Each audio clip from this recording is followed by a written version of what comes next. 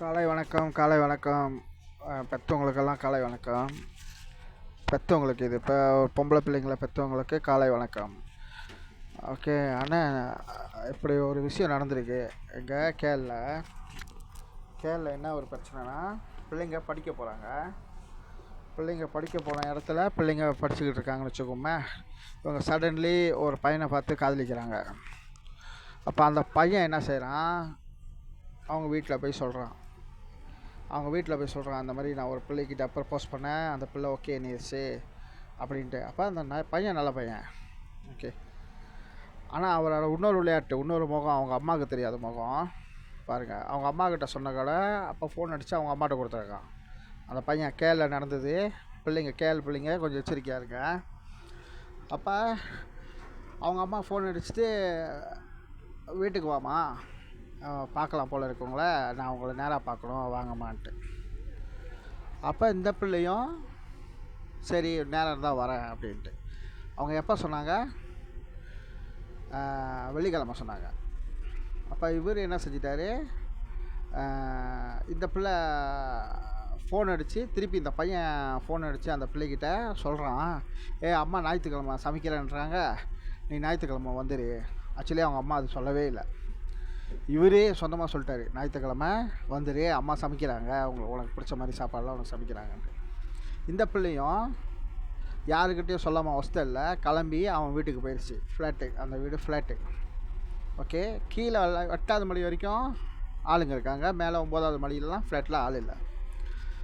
அப்போ போகும்போதே இதுக்கு மனசில், அந்த ஃப்ளாட்டில் கால் வைக்கும்போது மனசு ஒரு மாதிரி ஆயிடுச்சு அந்த பிள்ளைக்கு.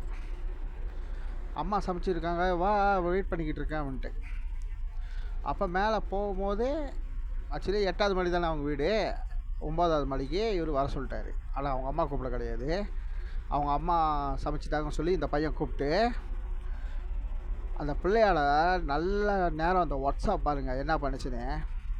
அந்த வாட்ஸ்அப்பில் அதுக்கு தெரிஞ்ச கூட்டாளி பையனுங்க, அண்ணனாக பழகிறவங்க இருக்காங்களே, நீ என் தங்கச்சி அப்படின்னு அவன் மனசில் நினச்சிட்டேன் அப்படின்னு சொல்லி அண்ணனாக பழகிறவங்க. அந்த பையனுங்களுக்கும் நிறையா தங்கச்சிங்க இருக்குது, நான் பார்த்துருக்கேன். இப்போ உள்ள பையனுங்கள் நிறையா தங்கச்சி வச்சுருக்கானுங்க. இப்போ அந்த பையனுங்கள்கிட்ட இதை என்ன செஞ்சிருச்சு, லொக்கேஷன் அனுப்பிடுச்சு. ஆனால் என் மனசு சரியில்லை, போயாடா அம்மா கூப்பிட்டேன்னு சொல்லி என்னோடய போய் கூப்பிட்டாருன்ட்டு. இது மேலே 9வது மாடி போய் கதவை திறக்குதா கோசை விடு, ஒரு பாத்து எடுத்து அடிச்சிருக்காங்க மண்டையில் அடிச்சிருக்கான். அதாவது அவன் கூட ஒன்றா இருக்கணுன்ட்டு, நீ ஒன்றா இருக்கல என் கூட்டாளி பையனுங்களாம் வர வச்சிருவேன் அப்படின்னு சொல்லி மிரட்டியிருக்கான் பையன். அந்த வீடியோ நான் போடக்கூடாது.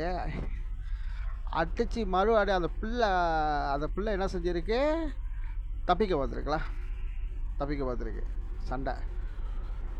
அந்த பிள்ளை வந்து கதவு திறக்குது. அந்த அண்ணன்மாருங்க இருக்காங்க, கூட்டாளி பையனுங்க, அண்ணன்னு ஒரு உறவில் இருக்கானுங்களா பையனுங்க, நம்ம தமிழ் பையனுங்க. கதவை திறக்கிறாரு ஹீரோ, வாங்குறான் அட்டி. அந்த பையன் கூப்பிட்டு வந்தானே, அந்த பையன் அட்டி செம்ம அட்டி. அந்த பையனுக்கு கூப்பிடுவியா என் தங்கச்சின்ட்டு. ஆக்சுவலி அந்த பையனால் கூட போகிற தங்கச்சி இல்லை, என்ன மாதிரி உறவோடு இருக்காங்க பாருங்கள் நம்ம பையனுங்க, இப்போ உள்ள பையனுங்க. வாழ்த்துக்கள் அந்த பையனுக்கு, ஓகே. இது வந்து தமிழ் பிள்ளைங்களுக்கு ஒரு நல்ல பாடம். அம்மா கூப்பிட்றாங்க, அதாவது பெற்றவங்க நம்மளால நான் சொல்கிறேன், பெற்றவங்களுக்கு பையன் ஒரு கேர்ள் ஃப்ரெண்ட் இருக்குன்னா செருப்பாலே அடிக்க சொல்லுங்கள், வேறு வழி இல்லை. அந்த மாதிரி செய்கிறாங்க. ஒன்று உங்களுக்கு அந்த பையன் இருக்குன்னு சொன்னாங்களா, நீ உங்கள் கைப்படையாகவே வச்சுங்க, வீட்டுக்கெல்லாம் கூப்பிட்ற வேலை வேணாம். பொம்பளை பிள்ளைங்க இப்போ கூப்பிட்டனால அந்த பிள்ளைக்கு அவ்வளோ பெரிய ஆபத்து. நல்ல வேலை அந்த பிள்ளை வந்து திறமைசாலி, அந்த வாட்ஸ்அப்பு அந்த லொக்கேஷன் அனுப்ப முடிஞ்சனால அந்த பிள்ளை தப்பிச்சிருச்சு, ஓகே. இது வந்து ஒரு சின்ன ஒரு இன்ஃபோ தான் நம்ம ஆளுங்களுக்கு. நன்றி, வணக்கம்.